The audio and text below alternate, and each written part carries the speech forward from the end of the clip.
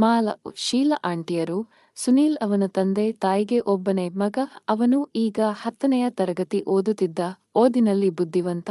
ಆದರೆ ಇತ್ತೀಚೆಗೆ ಅವನು ಪೋಲಿ ಹುಡುಗರ ಜೊತೆ ಸೇರಿ ಸೆಕ್ಸ್ ಬುಕ್ಗಳನ್ನು ಓದಿ ಹಾಗೂ ಇಂಟರ್ನೆಟ್ಗಳಲ್ಲಿ ಅಶ್ಲೀಲ ಚಿತ್ರಗಳನ್ನು ನೋಡುವುದು ಮಾಡಿ ಲೈಂಗಿಕಾಭಿರುಚಿಯನ್ನು ಹೊಂದಿದ್ದ.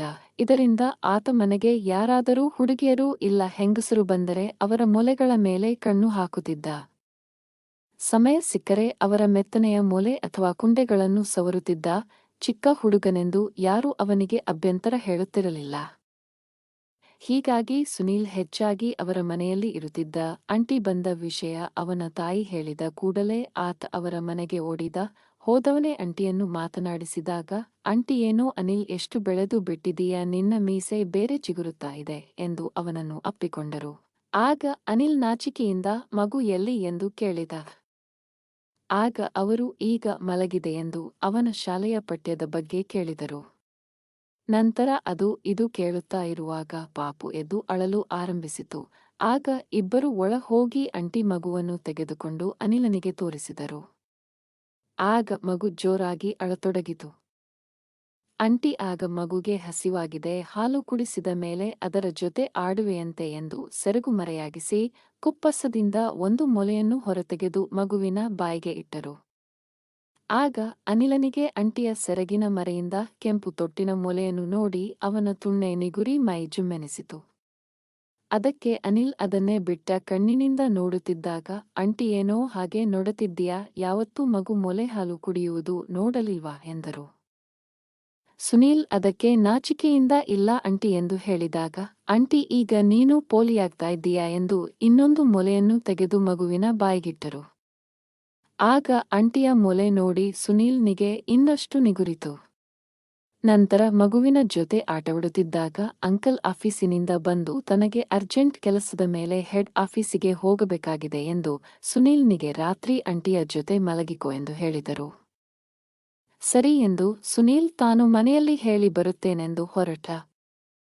ಅಂಕಲ್ ಊಟ ಮಾಡಿ ಊರಿಗೆ ಹೋಗುವಾಗ ಸುನೀಲ್ನ ಮನೆಗೆ ಬಂದು ಅವನ ತಂದೆಗೆ ಅವನನ್ನು ತಮ್ಮ ಮನೆಗೆ ಕಳುಹಿಸಲು ಕೇಳಿದರು. ತಂದೆ ಒಪ್ಪಿ ಸುನೀಲ್ನನ್ನು ಮಾಲಾ ಆಂಟಿಯ ಮನೆಗೆ ಕಳುಹಿಸಿದರು. ಸುನೀಲ್ ಆಂಟಿ ಮನೆಗೆ ಬಂದಾಗ ಅವರು ಮಗುವನ್ನು ಮಲಗಿಸಿದ್ದರು. ನಂತರ ಆಂಟಿ ಸುನೀಲ್ನಿಗೆ ತಮ್ಮ ಹಾಸಿಗೆಯಲ್ಲಿ ಮಲಗಿಕೊಳ್ಳಲು ಹೇಳಿದರು. ಆಂಟಿಗೆ ಗಾಢ ನಿದ್ರೆ ಬಂದ ಮೇಲೆ ಸುನೀಲ್ ಆಂಟಿಯ ಮೂಲೆ ಸವರತೊಡಗಿದ. ಆದರೂ ಆಂಟಿಗೆ ಎಚ್ಚರವಾಗದಿದ್ದು ನೋಡಿ ಗಾಢ ನಿದ್ರೆ ಬಂದಿದೆ ಎಂದು ತಿಳಿದು ಅವರ ಹತ್ತಿರ ಮಲಗಿಕೊಂಡು ಬೆಚ್ಚನೆ.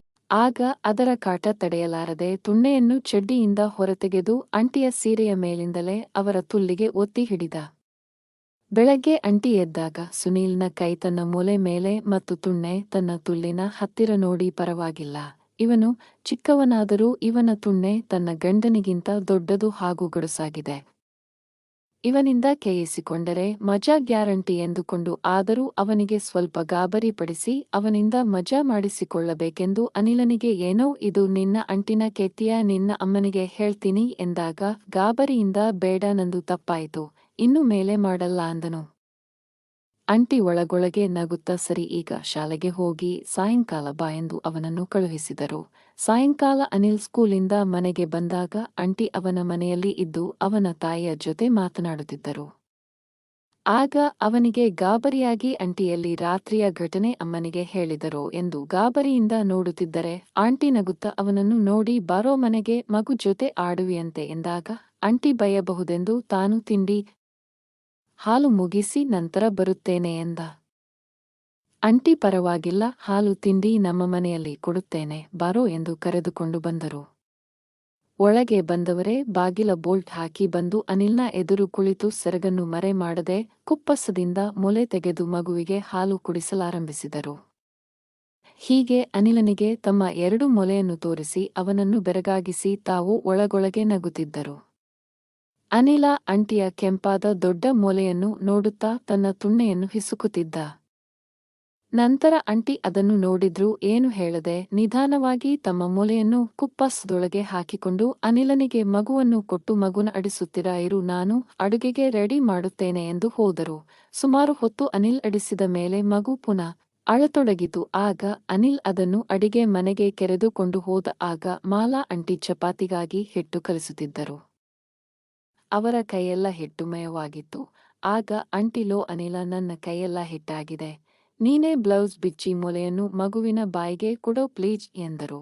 ಆಗ ಅನಿಲ್ ಅವರ ಮುಂದೆ ಕುಕ್ಕರಗಾಲಲ್ಲಿ ಕುಳಿತು ಮಗುವನ್ನು ಅವರ ತೊಡೆಯ ಮೇಲೆ ಇಟ್ಟು ನಡುಗುವ ಕೈಯಿಂದ ಅವರ ಬ್ಲೌಸ್ ಬಿಚ್ಚುತ್ತಿದ್ದಾಗ, ಆಂಟಿ ಪರವಾಗಿಲ್ಲ ಕಣೋ ಮಾಲಾ, ಆಂಟಿಯ ಮೊಲೆ ನೀನು ಮುಟ್ಟಬಹುದು, ಆದರೆ ಯಾರಿಗೂ ಹೇಳಬೇಡ ಎಂದರು. ಆಗ ಬ್ಲೌಸ್ ಬಿಚ್ಚಿ ಅವರ ಒಂದು ಮೆತ್ತನೆಯ ಮೊಲೆಯನ್ನು ಹಿಡಿದು ಮಗುವಿನ ಬಾಯಿಗಿಟ್ಟ. ಆಗ ಆಂಟಿ ನಗುತ್ತಾ, ಇದಕ್ಕೂ ಮೊದಲು ಯಾರದಾದ್ರೂ ಮೊಲೆ ಹಿಡಿದುಕೊಂಡಿದ್ದೀಯಾ ಎಂದರು. ಸುನೀಲ್ ಅದಕ್ಕೆ ಇಲ್ಲ ಆಂಟಿ, ಇದೇ ಮೊದಲು ನಾನು ನಿಮ್ಮ ಬರೀ ಮೊಲೆಯನ್ನು ಹಿಡಿದುಕೊಂಡಿದ್ದು ಎಂದ. ಆಂಟಿ ಮೊಲೆ ಚೆನ್ನಾಗಿದೆಯಾ ಎಂದಾಗ ಸುನಿಲ್ ಮೆಲುದನಿಯಲ್ಲಿ, ತುಂಬಾ ಮೆತ್ತಗಿದೆ ಮತ್ತು ಮೊದಲಿಗಿಂತ ದೊಡ್ಡದಾಗಿದೆ. ಆಗ ಆಂಟಿ, ನನ್ನ ಅಷ್ಟೊಂದು ಗಮನಿಸಿದ್ದೀಯಾ ಪೋರಾ ಎಂದು ನಂತರ ಮಗುವಿಗೆ ಮೊಲೆ ಬದಲಿಸಲು ಹೇಳಿದರು. ನಂತರ ಮಗುವಿನ ಹೊಟ್ಟೆ ತುಂಬಿದ ಮೇಲೆ ಆಂಟಿಯ ಮೊಲೆಯನ್ನು ಚೆನ್ನಾಗಿ ಹಿಸುಕುತ್ತಾ ಕುಪ್ಪಸದೊಳಗೆ ತುರುಕಿ ಬಟನ್ ಹಾಕಿದೆ.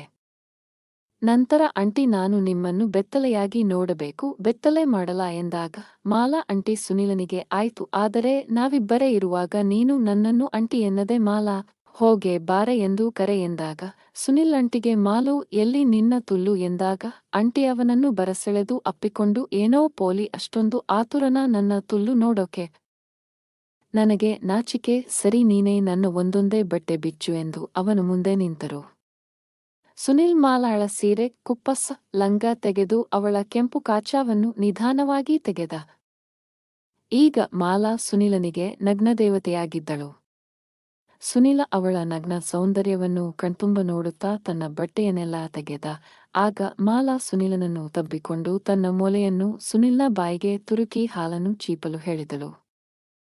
ಆಗ ಸುನಿಲ್ ಮಗು ತರಹ ಚೀಪಿ ಅವಳ ಸಿಹಿಯಾದ ಮೊಲೆ ಹಾಲನ್ನು ಹೀರತೊಡಗಿದ. ಅವಳು ಉದ್ರೇಕದಿಂದ ಹಾ ಹಾ ಎನ್ನುತ್ತಾ ಬಿಸಿಯುಸಿರು ಬಿಡುತ್ತಿದ್ದಳು. ಅದೇ ಸಮಯಕ್ಕೆ ಮಗು ಎದ್ದು ಅಳತೊಡಗಿತು. ಆಗ ಮಾಲಾ ಸುನಿಲನನ್ನು ತಳ್ಳಿ ಮಗುವನ್ನು ಎತ್ತಿಕೊಂಡಳು. ಹಾಲು ಕುಡಿಸಿದ ಮೇಲೆ ಸುನಿಲನಿಗೆ, ಈಗಲೇ ಬೇಡ ಕಣೋ, ಆಗಾಗ ಡಿಸ್ಟರ್ಬ್ ಆಗುತ್ತಾ ಇರುತ್ತೆ, ರಾತ್ರಿ ಮಜವಾಗಿ ನಿನ್ನ ತುಣ್ಣೆ ರುಚಿಯನ್ನು ನನ್ನ ತುಲ್ಲಿಗೆ ತೋರಿಸು ಎಂದು ಬಟ್ಟೆ ಹಾಕಿಕೊಂಡರು.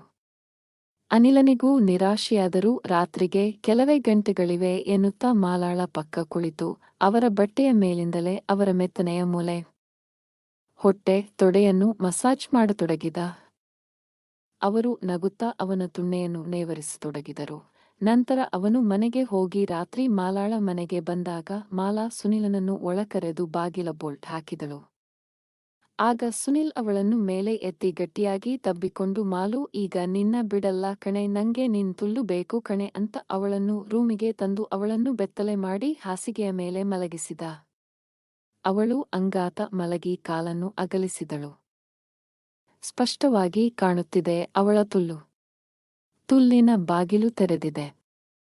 ಒಳಗೆ ಕಲ್ಲಂಗಡಿ ಹಣ್ಣಿನ ತರ ಇರೋ ಕೆಂಪಾದ ಭಾಗ ಕಾಣುತ್ತ ಇದೆ. ಅದನ್ನು ನೋಡುತ್ತಲೇ ಸುನಿಲನಿಗೆ ಬಾಯಿ ನೀರು ತರಿಸಿತು. ಆಗ ಸುನಿಲ ಅವಳ ತುಲ್ಲಿನ ಸುತ್ತ ನಾಲಿಗೆ ನೆಕ್ಕಿಬಿಟ್ಟ. ಅಷ್ಟಕ್ಕೆ ಮಾಲಾ ಅಮ್ಮ ಅಂತ ಮುಲುಗುತ್ತಿದ್ದಳು. ನಂತರ ಮೆಲ್ಲನೆ ಅವಳ ತುಲ್ಲಿನ ತೂತಿನ ಮೇಲೆ ನಾಲಿಗೆ ಆಡಿಸಿದ. ಅಷ್ಟೇ, ಅವಳು ಹಂ ಅಂತ ಜೋರಾಗಿ ರಾಗ ತೆಗೆದಳು. ಅವಳು ಕಾಲುಗಳನ್ನು ಮತ್ತಷ್ಟು ಅಗಲಿಸಿದಳು. ತುಲ್ಲಿನ ಬಾಗಿಲು ಇನ್ನಷ್ಟು ತೆರೆಯಿತು. ನಾಲಿಗೆಯಿಂದ ಅವಳ ತುಲ್ಲಿನ ಒಳಗೆ ತೂರಿಸಿದ. ಒಂಥ ರುಚಿ.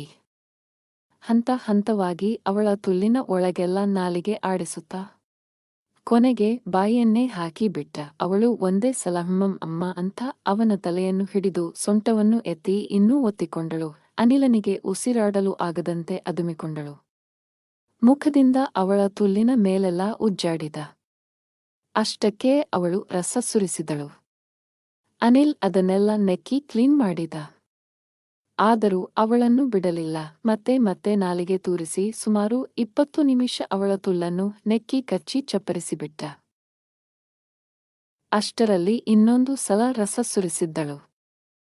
ಆಗ ಅವಳು ಸುಸ್ತಾಯಿತಾ ಎನ್ನುತ್ತಾ ಹಾಲು ಕುಡಿ ಎಂದು ತನ್ನ ತುಂಬಿದ ಮೊಲೆಯನ್ನು ಅನಿಲ್ನ ಬಾಯಿಗೆ ಇಟ್ಟಳು. ಹಾಲು ಕೂಡಿದ್ದ ಮೇಲೆ ಅನಿಲ್ನ ಮುಂದೆ ಮಂಡಿಯೂರಿ ಕೂತು ಅನಿಲ್ನ ತುಣ್ಣೆಯ ಮುಂದಿನ ಚರ್ಮವನ್ನು ಹಿಂದೆ ಸರಿಸಿ ಸರ್ ಅಂತ ನಾಲಿಗೆ ಮುಂದೆ ಚಾಚಿ ಮುಂಭಾಗವನ್ನು ನೆಕ್ಕಿ ಬಾಯಿಗೆ ಹಾಕಿಕೊಂಡು ಅಂತ ಮುಲುಗುತ್ತಾ ಹುಚ್ಚಿಯಂತೆ ಚೀಪುತ್ತಿದ್ದಾಳೆ. ಸುನೀಲ್ ಅವಳ ತಲೆ ಹಿಡಿದು ಒತ್ತಿಕೊಂಡು ಮಾಲ ಚೆನ್ನಾಗಿ ಚೀಪು ಎನ್ನುತ್ತಾ ಉದ್ರೇಕದಿಂದ ಸ್ವಲ್ಪ ಸಮಯದಲ್ಲೇ ಅನಿಲ್ನ ತುಣ್ಣೆ ರಸ ಚಿಮ್ಮಿಸಿತು. ಆದರೂ ಬಿಡದೆ ಅವಳು ಅನಿಲ್ನ ತುಣ್ಣೆಯನ್ನು ಎಳೆದು ಬಿಗಿಯಾಗಿ ಎಳೆದು ಬಾಯಿಗೆ ಒತ್ತಿಕೊಂಡು ರಸ ಕುಡಿದಳು.